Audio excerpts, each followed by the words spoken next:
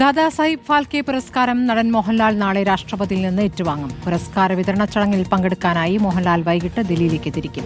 ഇതിനിടെ ദൃശ്യം 3 ചിത്രത്തിന്റെ ഷൂട്ടിംഗ് ഇന്ന് തുടങ്ങിയിരിക്കുകയാണ്. ദാദാസാഹിബ് ഫാൽക്കെ പുരസ്കാര നിറവിൽ ജോർജ് കുട്ടിയായി പ്രേക്ഷകരെ ഞെട്ടിക്കാൻ വീണ്ടും ഒരുങ്ങുകയാണ് മോഹൻലാൽ. പുരസ്കാര പ്രഖ്യാപനത്തിന് പിന്നാലെ മോഹൻലാൽ ദൃശ്യം 3യുടെ ഷൂട്ടിംഗ് ലൊക്കേഷനിലെത്തി. എറണാകുളം പൂത്തോട്ട ശ്രീനാരായണ ലോ കോളേജിലായിരുന്നു ചിത്രത്തിന്റെ പൂജാ ചടങ്ങ്.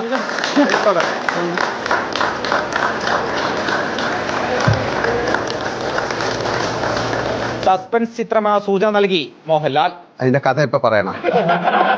ജോർജ് കുട്ടി എന്തെങ്കിലും ഒരു കുഴപ്പം ഉണ്ടാക്കും, പേടിക്കണ്ട. ഈ എക്സൈറ്റ്മെന്റ് ആണ് ദൃശ്യത്തിന്റെ ഒരു ക്യാച്ച് എന്ന് പറയുന്നത്. ഇതിനടുത്ത് പറയല്ലേ എന്ന് പുള്ളി പറഞ്ഞിരിക്കുന്നു.